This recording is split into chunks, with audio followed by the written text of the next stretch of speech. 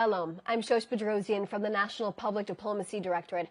I'll be taking a few questions after a couple of brief points to share with you today. Just make sure you put your questions in the chat of this Zoom with your name and your outlet. Thanks. Today is Thursday, December 4th, and it has been 790 days since 251 people were first taken captive as hostages inside of the Gaza Strip by Palestinian terrorists. These were not militants, as Sky News and other outlets have reported for 2 years. These were terrorists. Terrorists who will do anything to repeat October 7th and further their goal of annihilating the state of Israel. We are at a critical point in this ceasefire right now. On Wednesday night, Israel received the remains of the final foreign national that was kidnapped on October 7th. After the remains were transferred to our security forces in Gaza, it was confirmed by the Forensic Institute that the remains are of Sutisak Rintalak of blessed memory, who was originally from Thailand. Sutisak was murdered in the fields of Kibbutz Be'eri while he was farming the morning of October 7th. Terrorists then dragged his body into Gaza. Hamas has torn these families apart by holding onto their loved ones' bodies, their remains. Sutisak's father in Thailand spoke with an Israeli outlet just the other day, saying that he felt bad he still hasn't seen his son's body or anything, explaining that he wants his son's body back, even if it's just ashes left. Quote, "I want them to send whatever is left of him." Can you imagine a father all the way in Thailand having to deal with something like this? That's the direct quote from his father, a grieving father who hasn't seen his son in 2 years as he came to Israel for a better life. This is him. Sutisak would send money back to his family constantly on a near weekly basis. His mother told an Israeli outlet that her son wanted to save a bit more money and then come back to Thailand for good. And then October 7th happened. As you can see right here, this is what some of these videos, a Thai hostage being kidnapped into hospitals on October 7th. It's a horrific video. This was captured on October 7th by surveillance video. As you can see, a Thai hostage being brought into a hospital. As you can see, hospitals were used by Hamas. Many of these hostages came to Israel for a better life, working our fields in the south, tending to the farms of our kibbutzim. Some were students who arrived on internships to learn the advanced agricultural techniques. These are some Thai hostages who were released from Hamas captivity after 482 days. These terrorists in Gaza had a different idea. Even though these foreign nationals had no stake in this conflict, no warning of what Hamas was preparing for them just across the border, and no way to comprehend the terror that would strike them that horrific morning. Sutisak wasn't Jewish, and he wasn't Israeli. Neither were these hostages. He was simply here seeking opportunity. Hamas did not discriminate on October 7th, whether you were Jewish, Muslim, Christian, Asian, African, or any identity. Every innocent person in the terrorist path suffered the same barbarity. They did not stop to ask who was a local or who was a foreigner. They unleashed their brutality on every human being that they encountered. We know that 35 foreign nationals without Israeli citizenship were kidnapped by Palestinian terrorists on October 7th. These were people who had no idea the brutality that they would be facing on October 7th. Like we showed you some of these videos of hostages being taken into captivity in hospitals. Hamas has used these hospitals, exploiting them to hide hostages and keep them captive there. Almost every medical institution across Gaza was abused by terrorists to fire from as weapons and rocket storage, or even as headquarters. We showed you all of those videos on the screen of how our hostages, our foreign nationals, were treated on that horrific day.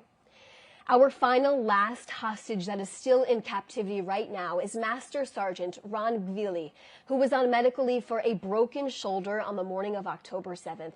A member of the counter-terror police unit Yassam, Ron rushed down to the southern border and he battled terrorists near Kibbutz Alumim. He was murdered that morning and his body was dragged into Gaza. Ron's mom wrote on Facebook, "The first to head out and the last to come back. We won't stop until you return." And neither will the Prime Minister, who has made this mission to bring our hostages home a personal undertaking. Israel is exhausting every effort until our final hostage, Ron Gvili, comes back home. At today's government meeting, Prime Minister Netanyahu confirmed Iran eliminated 14 terrorists in his battle against terrorists on that day. The Prime Minister is in regular contact with Ron Gvili's remarkable family, who have called the operations and plans to bring home 254 hostages from Gaza unbelievable. The Prime Minister is determined to bring Ron home. Next, I want to draw your attention to the interview the Prime Minister gave to the New York Times last night. As we get closer to reaching the second phase of the ceasefire plan, Prime Minister Netanyahu shared how he envisions the future of this phase to play out and why each step is so critical. Take a listen. The second phase is to disarm Hamas and demilitarize Gaza. I think there's a third phase, which is to de-radicalize the Gazan population from 60 years of incredible incitement, incredible brainwashing, which has really has to be changed. But the first phase is you've got to get rid of Hamas. Now, that is going to happen in one of two ways. It could happen with an international force that the United States is trying to put together, and I hope they succeed. And if not, as President Trump has said, and I've said, it can be done the easy way or the hard way. The hard way is that we'll have to do it.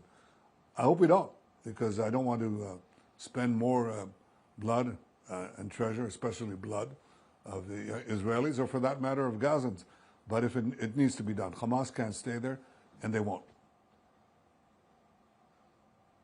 It is paramount to understand that success of this ceasefire will come when all aspects of it are upheld. Unfortunately, for weeks now, as I've continued to say over and over again, Hamas has violated the ceasefire.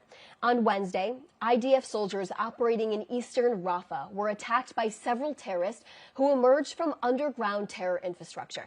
Now, the encounter left 5 IDF soldiers injured, including 1 combat soldier in serious condition. The IDF acted to fight off this ceasefire violation by Hamas and struck a Hamas terrorist using precise intelligence. Prime Minister Netanyahu sent his wishes for a speedy recovery to our heroic soldiers who were wounded in that clash. And the Prime Minister emphasized that Israel's policy is clear. Israel will not tolerate the harming of IDF soldiers and will respond accordingly. Next, as mentioned yesterday, Israel had a positive meeting with the Lebanese government and economic officials. At the direction of Prime Minister Netanyahu and as part of the ongoing security and dialogue between the United States, Israel, and Lebanon, the deputy head of the Foreign Policy Division at the National Security Council held a meeting in Lebanon with President Trump's advisor on the issue of Lebanon and with other relevant Lebanese civilian representatives. The meeting took place in a good atmosphere, and it was agreed that ideas would be formulated to advance possible economic cooperation between Israel and Lebanon, a historic development. Israel clarified that Hezbollah is required to disarm, regardless of the advancements of economic cooperation. Now, both sides agreed to hold a follow-up discussion. And also, in that New York Times interview last night, Prime Minister Netanyahu said the following about further cutting off Iran's terror axis with successful operations targeting the head of the snake, while also working with our neighbors together to confront our mutual enemies. Take a listen. We removed this threat of nuclear annihilation that could have happened within a year. Iran, within a year, within 6 months, could have had its first atomic bomb. And they would have no compunction about throwing it at Israel. And where do you think Iran is right now on that? Well, I think we pushed them back a lot, Andrew. How far? Well, I think it's very hard to manufacture a bomb when your top scientists are knocked out. They had atomic scientists, and we knocked them out in the first 2 minutes of the war, along with their top command. We set them back. Does that mean that they won't try again? Of course they'll try again. But our focus right now is on the Iran axis, on their various proxies. On Hamas, let's finish the job there and open up a path for a different future for Gaza and for Israel. And the same thing is true of Hezbollah. I mean, we opened up the possibility of a change in Lebanon. I think it's also up to the people of Lebanon to seize the future of their own country. But we've brought down Hezbollah a lot, and we deal with the Houthis and any other proxies that we have to deal with. I think opportunities are vast. They're vast, but I think it requires more work. Finally, to share with you in the government meeting this morning, the Prime Minister reiterated that Israel's success in its battle against the Axis terror is opening up opportunities for peace with our neighbors. He lauded Israel's strong and stable economy, where investments continue to flow and will do so in the future. The stock market is breaking records and the shekel has strengthened. Interest rates have also dropped and unemployment is at an all-time low. And just keep in mind, this all happened over the course of 2 years of war on several fronts. I can also share with you today, Prime Minister Netanyahu will be welcoming the German Chancellor on Sunday. Here at the Prime Minister's office, a joint press conference will also be held in the afternoon. I'll take a few questions right now.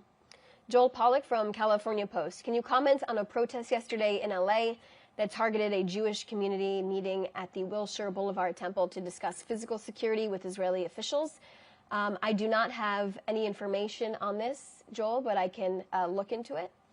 Second question, can you comment on the challenge of negotiating with Lebanon while also carrying out airstrikes on Hezbollah? Like I reiterated inside of that briefing, I discussed that Israel will continue to defend itself, and Hezbollah is required to disarm, regardless of conversations that take place. And the state of Israel will continue to insist on the full enforcement of the ceasefire in Lebanon to ensure that this terror group is completely cut off. They're not rearming, that there's no threat to the state of Israel, its citizens, and our security forces as well. 3, Prime Minister Netanyahu said he's willing to come to New York. Is there a visit planned, and what would Israel do to prevent the Prime Minister's threatened arrest by Mayor-elect Mamdani? He had an interview yesterday with the New York Times, and he spoke a little bit about that. You can take a listen to it there. Steve Shear from Reuters. Given the political environment and political infighting within the coalition, how much effort is Netanyahu putting into passing the 2026 budget to ensure the government does not collapse by the end of March? Could not passing the budget be used to call for new elections? Well, the Prime Minister is a beyond strong leader, and he is pushing his agenda forward. We also released a statement on this as well from the government meeting this morning. You can take a look at that. Thomas Helm from The National, could you give more details about what was discussed in yesterday's talks between Israel and Lebanese representatives?